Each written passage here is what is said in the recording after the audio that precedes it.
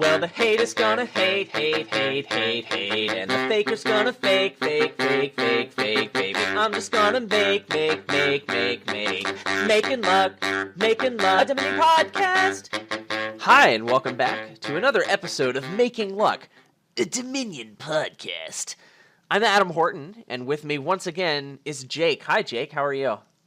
Hello, Adam. I am great, and as always, we do want to start out by announcing the results of our weekly raffle. Winston Windle, congratulations, you have won a brand new Golden Retriever puppy. As we discussed, you can text us the address of any IHOP of your choice, and we'll meet you in the parking lot and give you your new puppy. It's adorable. I know, it's a really nice puppy. Here she comes. Hi, puppy. Here she comes. Hi, puppy. You're gonna love this puppy. Yeah, she doesn't and have. You're gonna be glad you tuned into Making Luck, a Dominion podcast. I was just gonna say the same thing. Yes, and next week, of course, we want to announce the prize. It is going to be an Emperor Scorpion, and this time we're going to ship it out to you. Now, this isn't going to have packaging to it. You are going to receive a box in the mail, and that box will contain a scorpion. And if you're not prepared for that, that is your problem, not ours. I think the puppy is going to be more adorable than the scorpion. Hey, that depends on your sensibilities. Okay. And again, that's fair. You need to be prepared before you open a box with a scorpion in it. So think twice before you win this raffle. Yeah. That's right. Before you decide to make enough luck to win the raffle. Yeah. Okay. Yep. Okay, very good. Well, now that we've gotten that out of the way, yes. Why don't we talk about some of the stuff that we were doing at the end of the last episode, the bread of the podcast sandwich, if you will. So there were 4 kingdoms we talked about, and then one of them we decided we were going to play. The one we decided we were going to play, we'll talk about it first, although there's some other things from last episode that we got some good feedback on that we'll address. So, the kingdom, we have Herbalist, Masterpiece, Trade Route, Workshop, Cemetery, Feodum, Sauna Avanto, Sentry, Pillage, Replace, Lost Arts, and Aqueduct. Once more, for our audio-only listeners, Herbalist, Masterpiece, Trade Route, Workshop, Cemetery, Feodum, Sauna Avanto, Sentry, Pillage, Replace, and Lost Arts and Aqueduct. Oh, yeah, and if you remember, a lot of our discussion about this came around how you opened. We kind of both agreed that Sauna Avanto was going to be a highly contested pile here. I thought that meant you open Sauna Silver, and Adam, you thought that Workshop would have been better for eventually getting that Sauna Avanto split. Yeah, the double Workshop had gaining cemeteries in mind to trash pretty quickly. It is the fastest way to thin your deck, and I thought the second Workshop could be used to like gain saunas as you were thinning your deck, which I do kind of like that opening. There was a little bit of disagreement. We both seemed to think that getting lots of saunas and Avantos was important, but we had focused on the opening. We also had some disagreement about what you do from there, and again, we both saw Sauna Avanto as a fantastic vehicle for keeping your deck moving, but Adam wanted to focus on Masterpiece and Feodum as his main point, endgame, and payload, and I saw Replace. Yeah, and I saw Replace as being a good place to go with your deck. Sure. I mean, I think Masterpiece and Feodum, they're good together, right? They have synergy. And that deck really wants a lot of draw, and the only way to increase your hand size is Avanto, actually. So, like, you want those, and you want to be able to play them. It turns out having a lot of saunas normally helps you play a lot of Avantos, but here there's Lost Arts, so if you bork the sauna split, it's actually not a huge deal. It's just getting Avantos and playing Avantos and doing stuff with them. that seems to be pretty important to just about any deck that you want to build. So I had the idea that like building an engine. Oh, I just said the E word. Gross. Building a higher payload deck, a deck that draws a lot of cards, and then transitioning it to Masterpiece Fatum is going to be stronger than just straight up going for Masterpiece Fatum and maybe like throwing in a workshop or something. And I believe that that's true.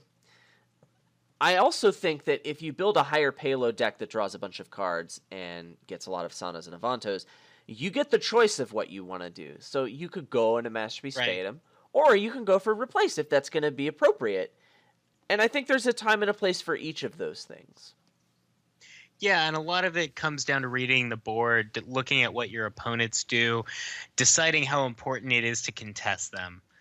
If your opponent gets pretty far along in silver flooding, contesting Phaeda may be something you consider doing, especially if you're building a deck that draws itself and you just trash the Phaedum anyway and get something else you want. Getting some of those points out of the general supply for them can be an effective tactic. Yeah, so like Phaedum is good when you have access to 8 of them, and it's a lot less good when you only have access to 4, right? Yeah. So contesting the Phaedum pile is important. Also, giving them the purples turns out to be kind of a big deal because Masterpiece is your enabler here. Every time they draw a curse, that's like 1 or 2 silvers that they're not getting, and that can have a snowball effect as well. So I think Replace is pretty well positioned to play against a Masterpiece Fatum deck if they've just gone straight for it. However, if we both go for Sana Avanto relatively evenly split it, then Masterpiece Fatum could be a lot better because the purples don't hurt as much because Sana Silver, you just trash them a lot of the time and you don't care. That's true. Also, Replace can be it can be difficult to score a good number of points. So if you can get a lot of points quickly with Masterpiece Fatum, you're going to be in good shape against a Replace deck that's going to struggle to actually get a points lead on you. Yeah, it can, especially if you have kept your deck viable to the point that you're consistently able to trash everything you want to, or in other words, you're consistently drawing your deck. The other thing, again, coming back to that snowball effect, is that once you take a few purples, you'd think there's a lot of defense to that in the form of trade route, in the form of Sana Avanto trashing, in the form of Sentry. And there is, but you have to not fall too far behind because you need to be able to get the cards in your hand that you want to trash and then have the cards that trash them. So... yeah, you'd need Avantos for that. There's really no way around that fact. Right, you can't show weakness on this board. Right, so getting thin is in the water. Yeah, and that's the case on a lot of boards. Like, even if you're gonna play something money-ish and you wouldn't normally trash coppers, like threats of being junked suddenly make you want to trash the coppers so you can respond effectively. And that's a great analogy with the blood in the water. I'm gonna steal that. Do you mind? I'll go for it. Yeah, and no, I mean that is true of a lot of boards, and also on the other side of it, if you have picked up a little bit of thinning, and there's and the thinning is really strong, and there's also some junking, so your opponent didn't go for the thinning, punish them. Do some junking that you wouldn't have normally done. There's Chapel out, and your opponent didn't buy it. Buy the Sea Hag that you were gonna ignore. Punish them. A lot of times mid-game junking, like not worrying about junking until you see your opponent is vulnerable to it, can be very good. So, make sure you pay attention to what the other guy's doing. It can be satisfying too. It's pretty good to Right, I know. It's pretty depressing to have all these bad cards you don't want in your deck and look at the kingdom and see the tools to be able to trash them and know that you didn't have to be in the position and you are. Feels bad, man. Yeah, so the other interesting thing, though, about this board is the Lost Arts token, and do you put it down and where do you put it? If you want consistency, you put it on Sana and Avanto, but you could just put it on Replace and be okay in some cases. That tends to be good if you didn't get a lot of Avantos. but you want a high density of replaces. Mhm. It seems a little weird to Or me if to do that, but I could see some cases where it's okay. the other thing is that if you have if you win the Sana of Anto splits by enough, your deck is so reliable in terms of drawing through itself that you don't really need the extra actions on Sana of Anto, so putting it on replace, keeps that path to victory very viable. Okay, sure. It seems a little. I mean, I would put on Sana of Anto more than I would put on replace, but I mean, I could see situations where you'd want it there. Sure. Yeah. So we had both said a different opening that we liked. Jake liked the Sana Silver. I liked the workshops. And we both played both sides of the opening. Here's the thing. One of the things I don't like about opening Sana Silver is that when they don't collide, you're sad, and I don't like being sad. Right. So that's one thing that turned me off from it. And so, like, this is real swingy, right? If the Sana and the Silver collide, you are definitely better off than you were going for Workshop, I think. And I think that's not close. And I think if they don't collide, I think you're a little better off going for the Workshops, right? Would you say? Yeah, but of course, then if the workshops collide, then the other guy's better off. So Yeah. If the Workshops collide without the Haunted Mirror, then you're pretty Right. sad. So, oh yeah, bear in mind that because Cemetery is involved, we had Haunted Mirror and Ghost that drove a little bit of our decision making. yeah, that was part of it. I mean, I tend to go for a more consistent play. It's a play style thing. I mean, if you were going to min-max this and calculate how far ahead you are versus the increase or decrease in probability, I mean, you go ahead, whatever. One thing I did, though, I would... What you shouldn't do if you open Double Workshop is get cemeteries a lot and thin aggressively. You want one cemetery early, and then you want to start getting those saunas. You don't want to get only one sauna. You don't want to let your opponent get 4 of those. That's real bad. No. Well, yeah, that's the problem when you see Sana of Anto, and to a lesser degree, any pile you want to contest, is that if you thin too much to the point that you don't have the payload to contest that pile, you might find out that it's gone by the time you're back in the game. Feels bad, man. Yeah, and Adam and I both kind of played around Cemetery a little differently too. You tended to buy it as chaining it with your workshop or buying it at the end of your turn to have access to consistent trashing, whereas I played it a little more like I would play Mint, and I kind of use it as a product of opportunity. I wanted to buy a cemetery really only when I was going to trash a lot of what I wanted to trash, or when I was going to get a lot of Aqueduct points for buying it. You and your Aqueduct. You love those VP tokens, man. Sometimes I think you love them too much.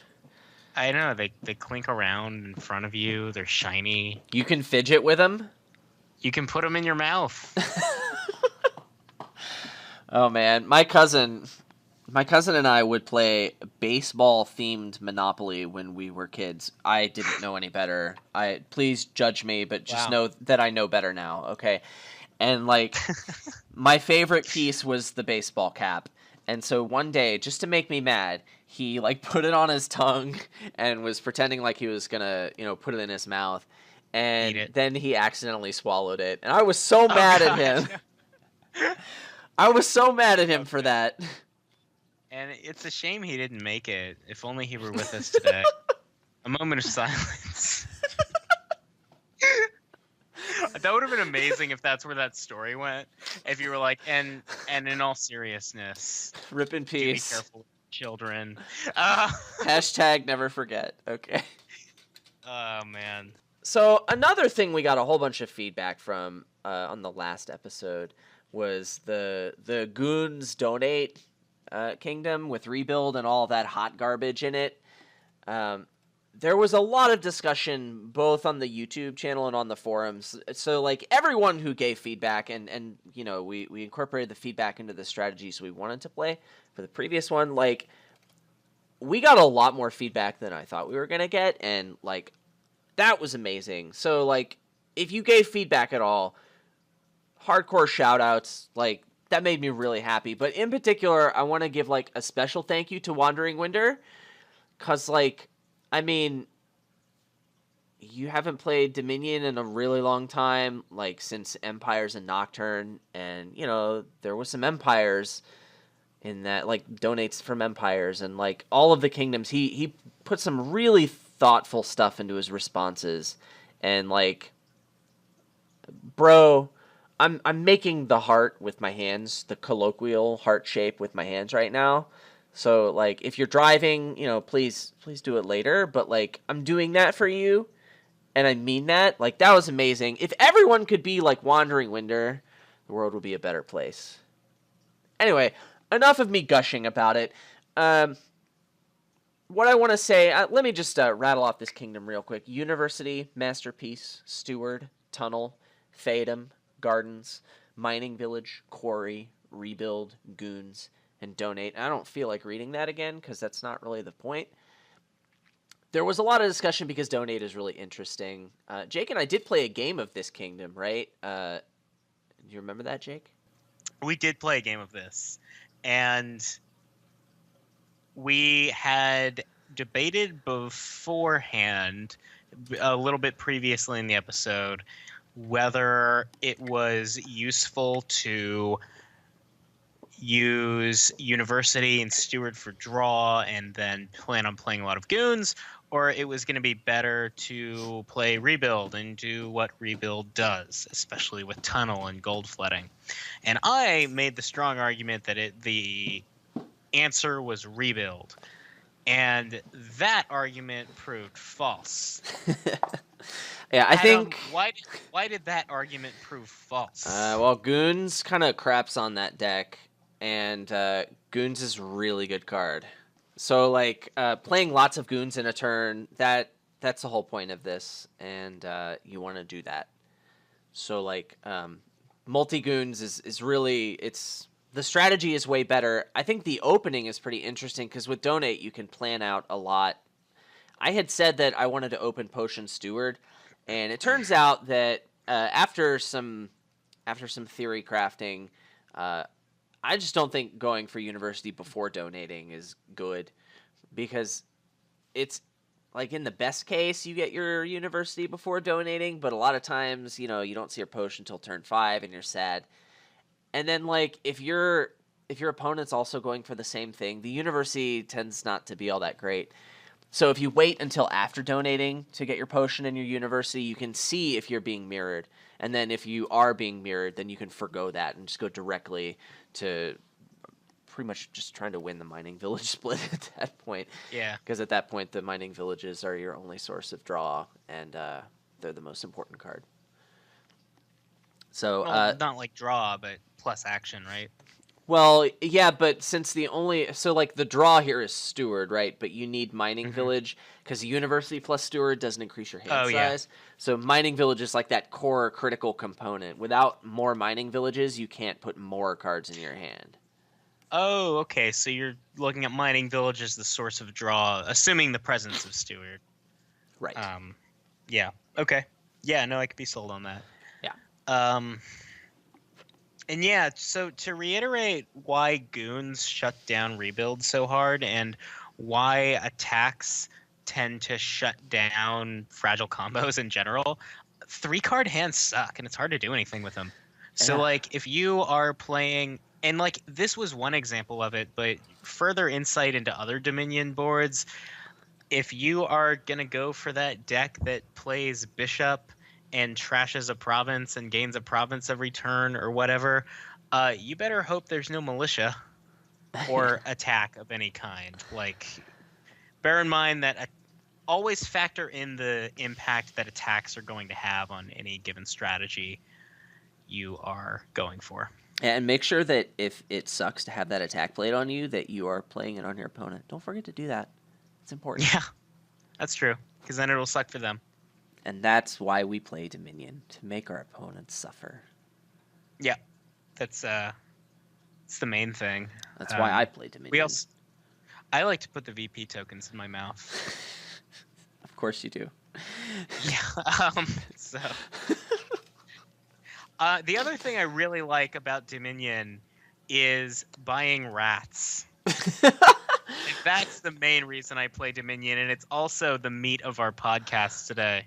You know, speaking of rats and meat, I gotta tell you, I learned that there's Don't like never say that again. I learned that there's like a minimum standard that the USDA gives for a lot of meat products and canned products for like this is the maximum amount of rat poop you can have, and like it's not 0. And I just wanted you to know that. Have that maximum. In Dominion, you can put as much rat poop in your deck as you want. Well, you can put up to 20 rat poops in your deck. Yes. I mean, the supply is the limiting factor. That's right. So, for anybody who doesn't know what Rats does, Adam, do you want to read it or do you want me to? I got it. So, Okay. Rats is a 4-cost actions from the Dark Ages expansion. It gives you a card and an action, and then it says gain a Rats. Trash a card from your hand other than a Rats, or reveal a hand of all Rats. And then it says when you trash this +1 card. And I just gotta say, the art, these rats are adorable. They are. I have named all of them. Yeah. Yeah. What's the name of the brown one in the middle? Toby. Oh, he's so cute. This is a little Toby. The other thing you should know about rats is that instead of the usual 10 cards in the pile, there are actually 20. So many rats. 20 rats. Yeah. That's why we say you can have up to 20 rats in your deck. That's so many rats. Yeah, and we don't even have to like combine our sets to get there. If we did that, you could have 40 rats. That's true. You could play a variant of Dominion that is just 10 different supply piles of rats. And then you could have 200 rats in your deck and your opponent would buy silver and win. I mean, you could have like some of the rats be sleeved and some of them not be sleeved. That's true. I'm digging it. Oh, God. So, like, you play this card. No. So, you play this card, and it turns all of the other cards in your deck into rats. Mm-hmm. Until eventually, there are all rats. Yeah, and what he's saying when he says you turn them into rats, you trash a card, and then you gain a rats. You are effectively trading out whatever other card it was for the rats, which is great in the beginning. That's not great, Jake. It's great when you have a bunch of cards that you want to trash. But especially because it's gaining you another trasher, and trashing cards is amazing. Rats is amazing. But it's rats. Eventually, Yeah. See, all the rats do. I mean, it's a cantrip, but like, eventually, if your deck just has a bunch of rats and not much else, that's not good. No. So, trashing cards is considered one of the most powerful effects in Dominion. But really, what the most powerful effect in Dominion is when we talk about trashing cards is thinning. And rats is not thinning your deck. Why is that? Okay, for a minute, I thought you were going to say, but really, the most powerful effect is turning your cards into rats. No. Serious, Jake, for a minute here. Even though rats is... Fun fact, rats is actually my favorite card. Really? Are you sure? No. Oh, yeah. It's... Like, the games where rats is good are the most fun I ever have playing Dominion. But we'll get to that. So, like... Okay. But why is rats not thinning? Well, it doesn't decrease even though it's trashing cards. It doesn't decrease the number of cards in your deck. So exactly, it's not thinning. It's replaced, right? So it's not giving you control. All right. I mean, so I guess it doesn't give you control. Like, there are arguments that people can make to where it like gives you a very slight benefit on some turns, and I don't buy that. No, I mean, the number of times when you would rather have a rats in your hand or your deck than any other card are pretty slim. I mean, you'd rather have it than a curse a lot of the time. I mean, if you didn't intend to trash the rat, then yeah. It's pretty much never. And like, yes, it's a cantrip, and so like, if you have like City Bridge with no trashing and all you want is to have that big turn, then like yeah, if you have, I think, 4 rats and 6 of your starting cards, then your deck is slightly more consistent. But like, that's not something you play around. That's not something you ever No. build towards, because it's not. It almost never matters, and when it does, the benefit is so slight, and you have all these rats, which are bad. Yeah, and it even doesn't. So any action that gains copies of itself, you'd think that that's great to increase the action density of your deck, which a lot of cards care about, like Scrying Pool and, like you said, City Quarter. Magpie. Yeah, Well, that but it gains something. doesn't. It Right. doesn't with Rats. Rats is the only action card that you don't want high density of, because even if it's letting you draw a million cards with Scrying Pool, it's also getting in the way of the cards you're trying to draw with Scrying Pool. Because, little spoiler or cheat sheet for when Rats is good, if your strategy involves actually playing the Rats, you're on the wrong track. You do not want to be playing Rats. But you could put you wanna be pathfinding trashing on rats. Huh? You can put pathfinding on rats, and you'll have 20 of Oh them in my your God. deck. You can draw so many cards. You could put Pathfinder. You could put training on rats. Train Yes! rats, and then if you get all of them, you're getting 20 money a turn. That's so good. It's so good, and you trash the province every turn that you buy with it, because the trashing, by the way, is mandatory from rats, if that isn't clear. Wow, So, for being your favorite card, you're being a little harsh on it, don't you think? oh, it's also amazing because Look the at- utility. Look at a rat. Toby's face. Like, He look kind at of looks disappointed now. look at that little mark underneath his eye. That could be a tear. Aw. Okay, Toby, Toby. listen up. You are great, and here's why. So, have you ever been playing a game of Dominion and thought to yourself, wow, all these cards in my hand, I wish they were 4-cost actions? Every day, You Jake. Every Every day. day. Yeah. And when is it good if every card in your deck is suddenly a 4-cost action? Well, I can think of a couple of things. So first is when you want them to cost 4. Yeah. And second, when you want them to be actions. There we And go. Third, when they are curses. And you wish they were curses. Because the curses are negative points. No brainer. Problem solved. So yeah, these are like 3 kind of categories for when you would rather have the rats, right? When you care that it costs 4, when you care that it's an action, when you care that it's not worth negative points. Yeah.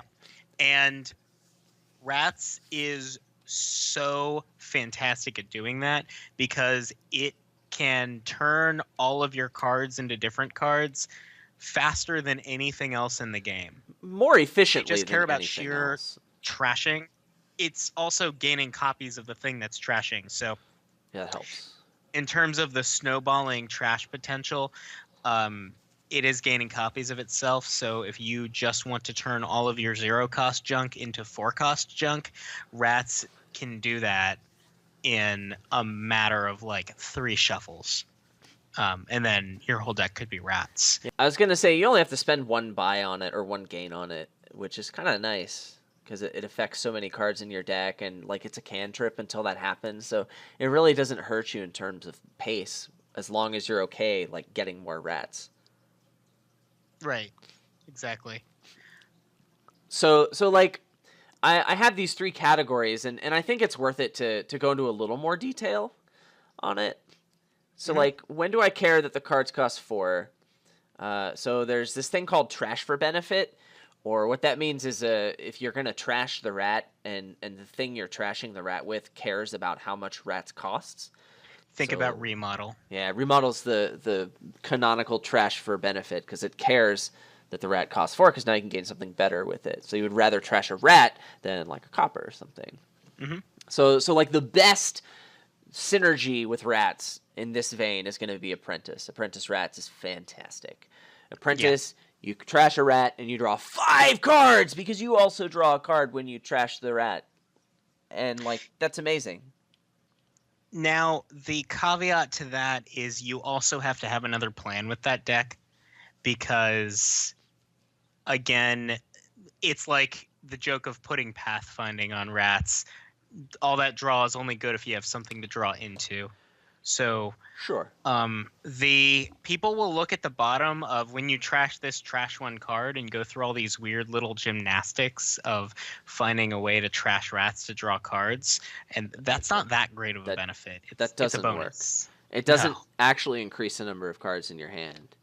No. It just increases it just substitutes for the fact that, like, when you trash the rat, you don't have to pay for initially drawing the rat like you do with most trashers. Like, it kind of mitigates the penalty of the fact that you had to draw it and then trash it, but, like, it doesn't draw you cards. It just kind of helps, right? Mm-hmm. It turns Lookout into a cantrip. No, that's still bad. Woo!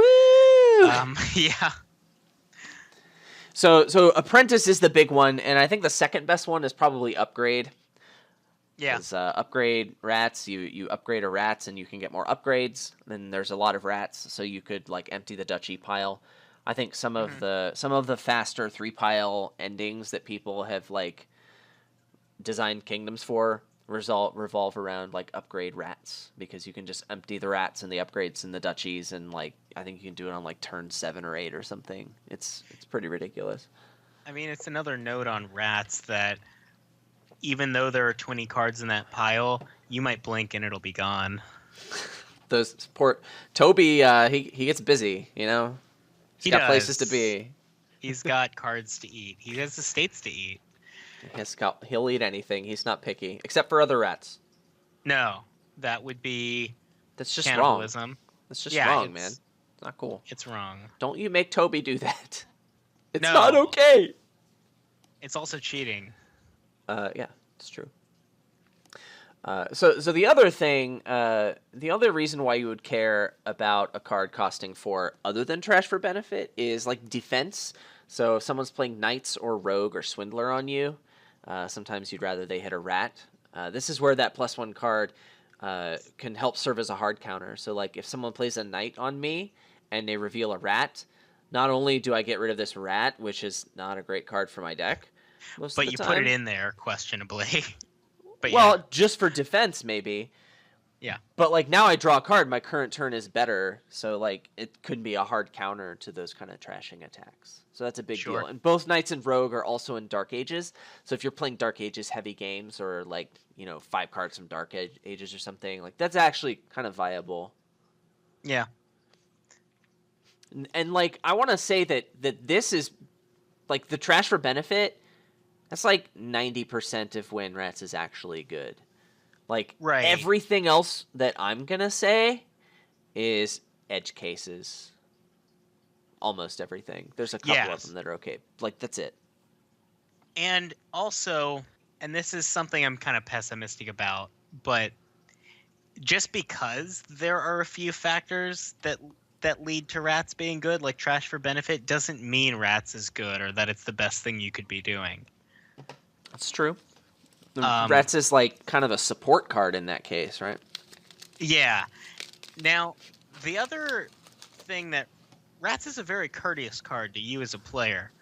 Have you ever been playing a game of Dominion and the game ends and maybe you won, but maybe you didn't, but you think back to yourself, was that strategy good? Was that the best thing I could have done? Rats will never leave you with that question. You're either going to dominate or you are going to lose spectacularly with rats as the centerpiece to your strategy. It's like you see rats in Tomb and you say, you know what? I've had a bad day. Screw it. This is the kind of deck I'm building today. And it's either going to be amazing or it's going to fall on its face. And either way, I think you'll have fun. All right. Yeah. So, in all seriousness, though, I think that rats, when it is good, can be kind of a high skill card. Because, like, that kingdom you're talking about with, like, upgrade and duchy or anything that revolves around gaining a bunch of rats and trashing them, you do need to know when to stop playing the rats. And that's kind of like an ambassador-like area that can get a little fuzzy for a lot of players. Yeah, you gotta be careful. Like, you gotta keep track of how many rats are in your deck and make sure it's not too few or too many. Yeah. You want to play them enough, too, because if you don't play them and gain them, you're missing half the value. Yeah, like the best thing out there for gaining rats is rats by a lot. Yeah. 100%. Yeah. So I kind of have like a list of a lot of the synergies for rats, the notable ones, but some of the less notable ones. Hmm. Um, I think that other than what I've said for trash for benefit, I think the other big synergy for rats is Watchtower, because if you have a Yeah. Watchtower in hand, you can trash the rat that you gain. So now you don't add more rats to your deck, and you also draw an extra card. So that's pretty cool. So rats Yeah, that actually is a is thinner in this case with Watchtower. that is pretty amazing. I Yeah. actually have not played with rats and Watchtower before. Yeah, it's pretty good. It's Almost as pretty good. amazing, actually. Yeah, almost as good as when you find rats in the black market deck, since you can't gain more rats. It's kind of like a junk dealer that doesn't give you $1 and costs That 4. Oh just god, I can't believe I said that. Rats is a much better card when you get it from the black market deck. Don't I can't believe I said. I'm embarrassed. I'm not going to also edit that out, but that's disgusting. I apologize. the real thing you should be embarrassed about is that you're playing a game with black market, but that's Yeah, another topic for another day. that is very true. So there's Tower, the landmark that gives you points for cards from an empty supply pile. That's actually good. Rats and Tower is actually good.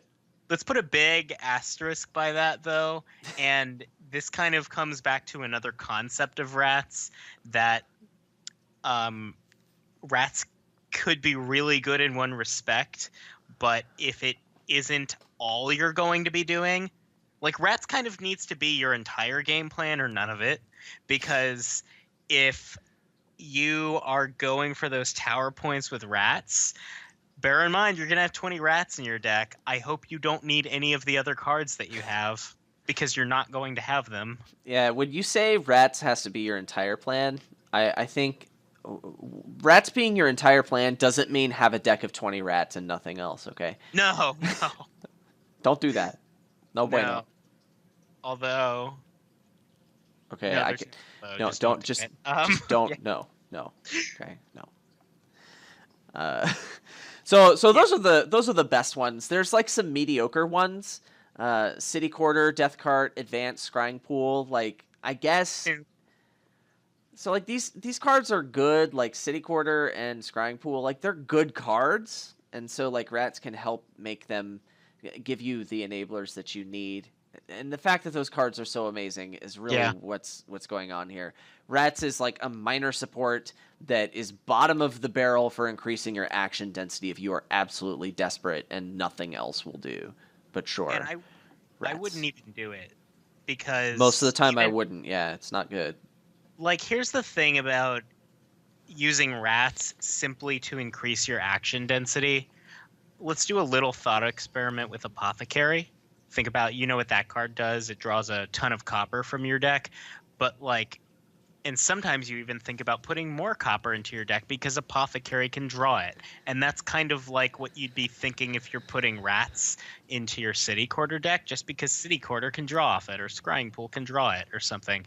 But like, What? pretend that copper didn't make any money, and then would you put it in your deck just because you can draw it?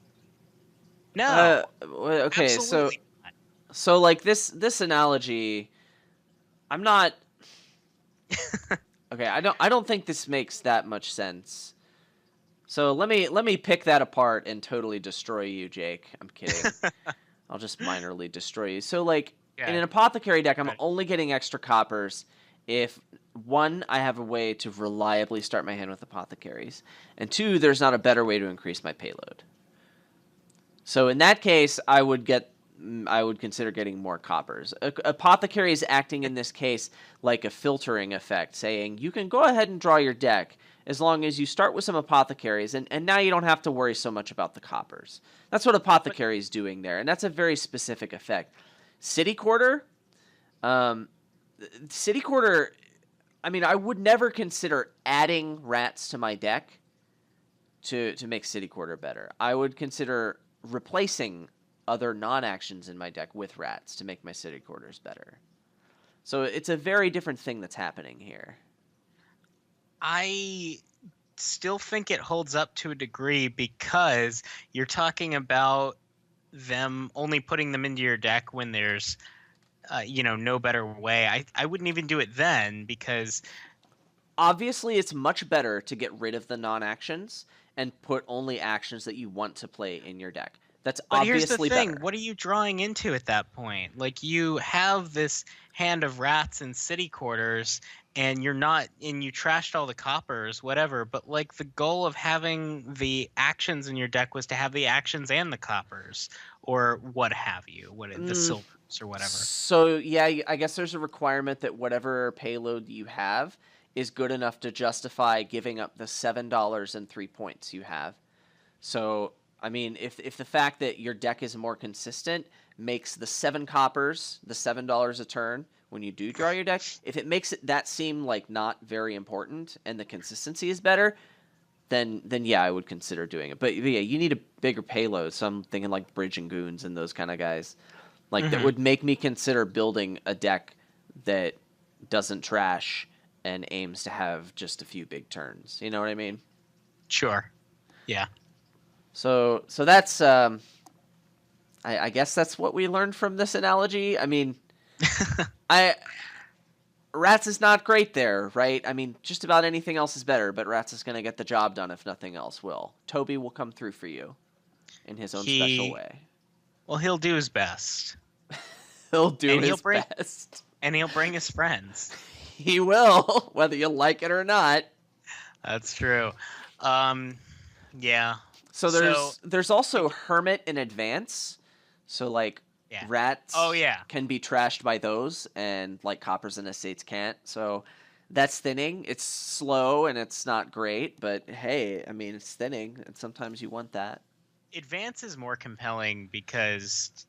if there's something really good to advance into, like a lot Rats. of the time. Yeah, like you advance a Rats and gain a Rats. No, So you good. advance a Rats and gain like, I don't know, a Grand Market or a Goons or something. Like It's kind of hot. That's like a much easier way to get those cards than, building a deck that buys them. Yeah, that's very true. Vineyard. Vineyard can be good. Rats is just good at gaining action cards. So like Yeah. Vineyard Again- likes action cards. It's Again, we need to come back to the caveat, though, that Rats is going to eventually be trashing the potion in the vineyard if you're not careful. yeah, you gotta be careful. That's the thing, is like, if your plan revolves around doing anything but trashing the Rats for a benefit, you need to operate with extreme caution. Yeah, it's true. Herald, Vassal, Conspirator. Those are cards that want higher action density. However, Rats is not good with those. No. Because You you might accidentally play the Rats. Yeah. And Which, you don't want as that. we discussed, you don't want to play Rats. No bueno. Procession with Rats. Hey, you get to trash the rat and draw the card, and you get to do the thing, but you gain 2 rats. So like, Yeah. it's It's not even worse. it's not good. Yeah. So Rats with Lurker. Lurker can be a cantrip. Has the option to be a cantrip. It's so broken. That's a minor benefit, I guess. It's really bad. I mean, it's better than not, but man, if you're playing Lurker as a cantrip, then why did you buy Lurker, right? You bought a bad Pearl Diver. Pearl Diver with other options that you're choosing not to use. So yeah, bad Pearl Diver sounds pretty good. Yeah. So there was one time I lost a game to Rats Market Square because my opponent desperately wanted to reveal Market Square, and the only way to trash a card to do that was Rats. Would you like to know the enabler they used? What was that? It was Vault. Okay. And it was actually pretty good. How did that work out? I lost. It was the best big money enabler on that board. Well, wait. How does Rats enable? Market Or Square? how does Vault enable you to trash with the Because Rats? Because it's you don't ever trash the Rats, but Vault doesn't care as long as it finds a gold. You get a province. So you can just Oh, discard all the okay. rats and the market squares you drew dead. Vault doesn't care. Vault just wants gold. Oh, at the very least, the rats are cards you can ditch to vault. Sure, but the rats can help you Yeah. reveal the market square. So it Okay. didn't matter. So that was kind of cool. I mean, it's not great, but it won that game. That was fun. Rats with Yeah. Tomb is pretty decent. Yeah. So sometimes Again, have a plan with that. Don't yeah. just say I'm gonna get all my points by trashing with rats. You get one by a turn. It's not gonna work. Yeah, you need some other stuff, but there's synergy. Yeah. Tomb makes rats better. Sure. So rats can be pretty good when their rats pile is empty somehow or close to it. Yeah. And this can happen obviously, if your opponent screwed up real bad. But in games with more than 2 players, this happens more often than never. So that's something. But it is kind of rare because if your opponent didn't mess up, then normally you should have been going for rats earlier. And then the fact that they ran out is maybe okay and maybe a benefit, but you wanted rats anyway in that case. So well, the other time when the other thing making that less relevant in most games is that the rats pile being empty implies that the game has kind of come to a head a little bit, or at least progressed. You're at least in the mid to late game, and that trashing is probably significantly less good. Yeah, at that point. that's a very that's a very good point. So this is not great. Yeah. And I think we would be remiss if we didn't mention the rats pile out potential. So the idea is there's 2 piles empty, and you've drawn your deck except for maybe 1 card, and if that card, or maybe 1 card and some amount of rats on top of that. Sure. And what you do is you have 2 rats in your hand. You play a rat, you draw 1 card, maybe, or you don't have to. You gain a rat, and then you're trashing all of your deck that isn't in play. So this is not super fantastic. But then you have these 2 rats, and if you just play a rat and you draw the rat that you gained, and you can repeat this until the rats pile is empty, and you've trashed all of your hand. So now the only thing left in your deck at the end of the game, because rats was the 3rd pile, is what's in play. So it's hard to get VP cards in play. So when is this actually good? Well, the most common is if there's a lot of curses flying around, right? What's in your hand is curses, so you're trashing them and gaining points, and maybe your opponent has some curses. You could win with 0 points, and they have a negative score. Yeah, ill-gotten gains comes to mind. Yeah, if there's curses flying around and no other way to trash them besides rats, then maybe you could find yourself in this situation. Or maybe if there's VP tokens or some landmarks out that can give you a lead. So you have to empty 2 piles other than rats, and if curses are empty, that's a pile, so that helps a lot, right? So we're kind of getting to a point where maybe this could see play, yeah? So you need to draw your deck and have 2 rats in hand. Oh god, how are you going to manage that with the curses empty unless you are already winning and you just want style points? So yeah, don't do that. Great. I am done talking about rats. No, yeah, I think that we've explored most, if not all, the strategic space of rats. Not to say it isn't there, but it's fairly narrow. There is a lot to explore in terms of executing a successful strategy that involves rats, or recognizing one when you see it. A little cheat sheet there would be that, again, if your strategy involves playing the rats, you're on the wrong track, and trash for benefit is your friend. If you're looking at a rats board, a board that has rats on it, and you start thinking to yourself, is this maybe going to work? The answer is no. You're going to know almost 100%. There's not going to be a doubt in your mind that rats is the way to go. And if there is that doubt, there's probably something else better on that board. All right. Well, that was some delicious. It's my favorite card, though. Yeah. That was some delicious rat meat. Yeah, no, the rat meat sandwich I think was really successful. Yeah. But I gotta tell you, I'm really itching for some bread, but I don't want just any bread. What kind of bread do you want, Adam? I want some rat bread, Oh, some ratty bread. I was not expecting it to go there. I guess I should have been, right? You Like, should have been. Should yeah, have been.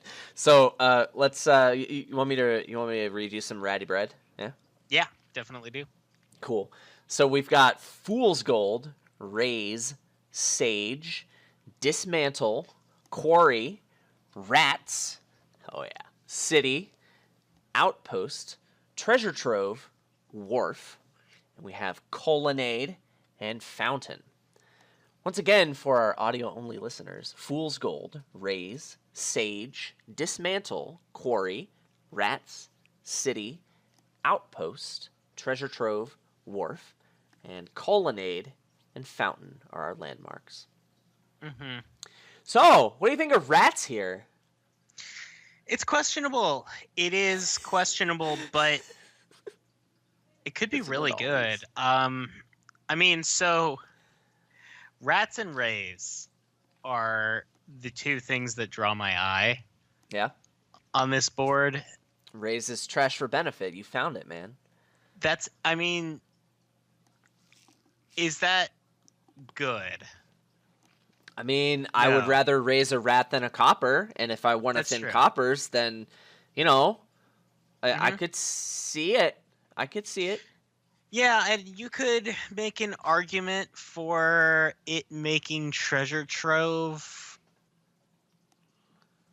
slightly faster because Yeah. the rats and rays together. You sift through and find your treasure troves. You trash all the copper with the rats. You raise the rats. Yeah. You might be able to argue there's good big money times there. Maybe you throw in a wharf or two.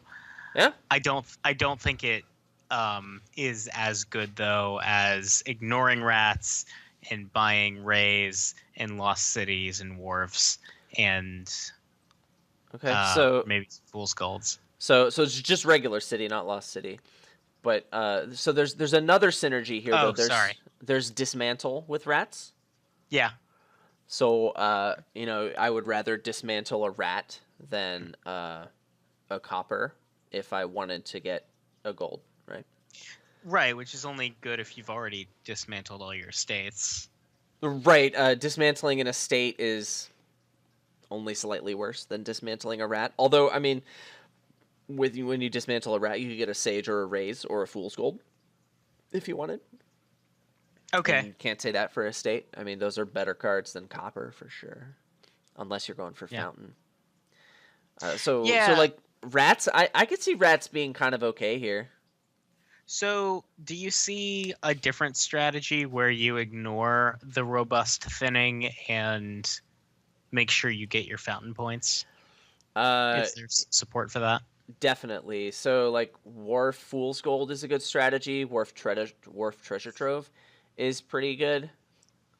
Yeah. Just big money I think is very strong here. You could open like Dismantle Silver, and you could aim to pick up Wharves and Treasure Troves and just like use Dismantle to turn estates into golds. You don't even Yeah. need Treasure Troves to get fountain points if you manage to dismantle all your estates. Eh?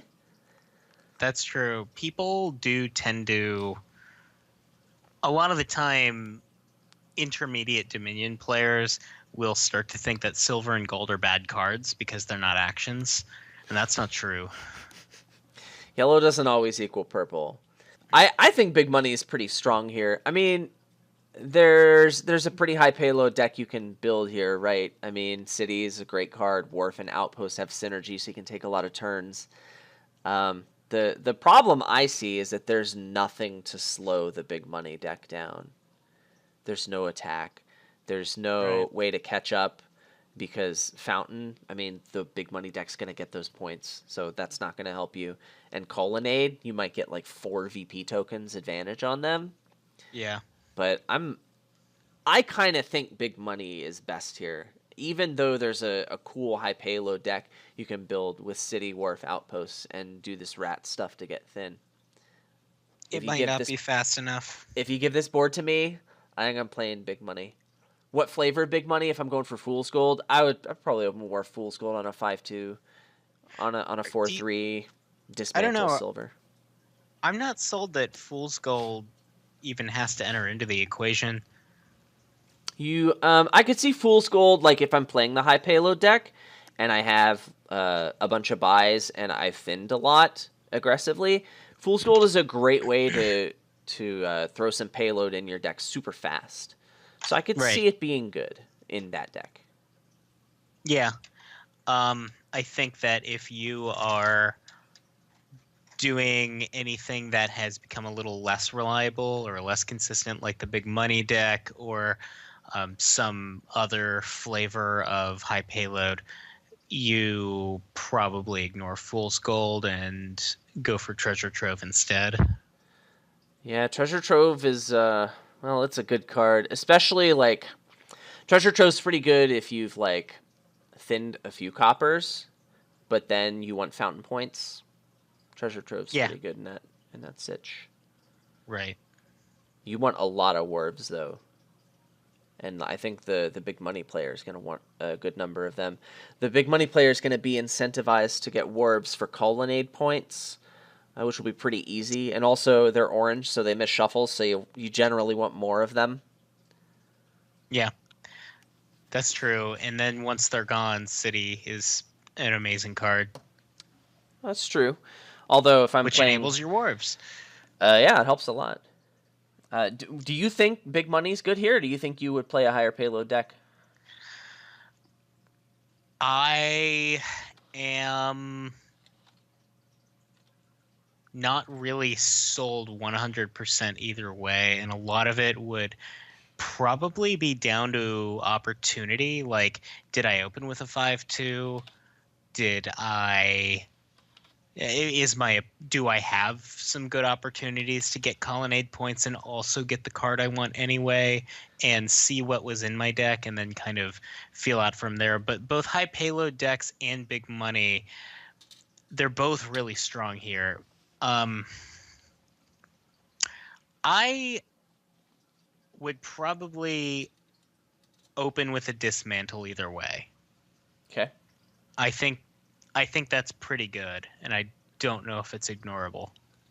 I'd Okay. probably go dismantle raise on a 3-4. What about you? 3-4, dismantle silver. Yeah, I'm getting dismantle silver. Yeah. You wouldn't get the raise? No, the raise isn't. I mean, I really want to dismantle my estates. I mean, I want to do that too, but I want to trash everything like really quickly. I'm playing And then big money. I'm not interested in super aggressive thinning. I want to gain golds with dismantle. Okay. All right, that'd be interesting because I do like the aggressive thinning here because I do want to be getting to the point where Treasure Trove becomes a really viable payload card. I'm just Very really quickly. I'm really not interested in thinning coppers at all. Like fountain is great. Fountain's great, but like I can get those points later. Okay. I mean, I'm playing big money. Trashing coppers in big money without colonies is rarely worth it. Like it's really only when junking attacks are around that it's good. And I don't think it's necessary here. Okay. Well, we'll play a few games of it and see whose strategy ends up on top. Yeah, and as before, there's the forums. If you go to adamhorton.com, you'll be linked to the blog, and you can easily find the forums from there. If you're listening to this on YouTube, just throw some stuff in the comments section. I'll be responsive to that. I appreciate like all of the feedback that was given last time, and interacting with you guys, the listeners. That's the best part of this. It's one of my favorite parts about doing this, and I think it's the most important part about what we're doing. Like I want you to feel like you can tell us stuff and we take it seriously. And I hope we did a good job of that last time, and I hope that you continue to give us feedback. I think that's really important, and I don't want you to be shy about that. Don't be afraid to reach out to either of us, but those are the best places to do it.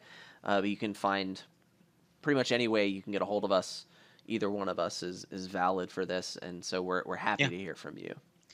And to get a hold of us, Adam, you'll find us in different places. Adam's very active on Reddit, and I am around on the Dominion client. I'll occasionally pop in on the Dominion strategy wiki. My name is Screw You, YIOUX. Adam's is usually Adam Horton. Yeah. I respond to private messages. I try and do that as quickly as I can, but yeah, it's very important to me that we stay engaged with you guys. The feedback from the last episode was great, and I want to keep that going. Thank you a lot for that. Oh, and definitely also let us know if there are any cards or concepts about Dominion that you want to hear extrapolated on, because we would love to. I mean, obviously, there's no shortage of things to talk about in this game, but let us know what you want to hear. Yeah, there's a whole section on the forums for the Wake Up Meeples blog. That's my blog that I talked about earlier. There was a suggestion there. I think it's a great idea. We're probably going to do an episode about it when it makes sense. We have a couple in the queue that we want to get to immediately for various reasons, but like that's happening because it was a good idea. And if you have a good idea, whether it's a card or a concept or just a general question, even if it doesn't take up a whole episode, like we want to hear about it, and we'll probably do it. Like that's going to get a higher priority than the stuff that we have. So like, please do that. It's really great stuff. Definitely. Yeah. I have a golden retriever puppy here, and we got to take care of that. So yep. I think that's we have about a raffle to fulfill. Yeah. And I have a scorpion to feed. Hungry little guy. Hungry scorpion. Be ready. Yeah. Yep. All right. Well, thanks for listening. By the way, if your name gets drawn, even if you ask me not to send you the scorpion, you won the raffle and you're getting the scorpion. Sounds fair. It's really the only fair thing to do. Yeah. Somebody's got to get it. I mean, this thing can't stay in my apartment. Absolutely not. It's no bueno. All right. Well, thank you for listening, and we hope you enjoyed it. Yeah. See you next time.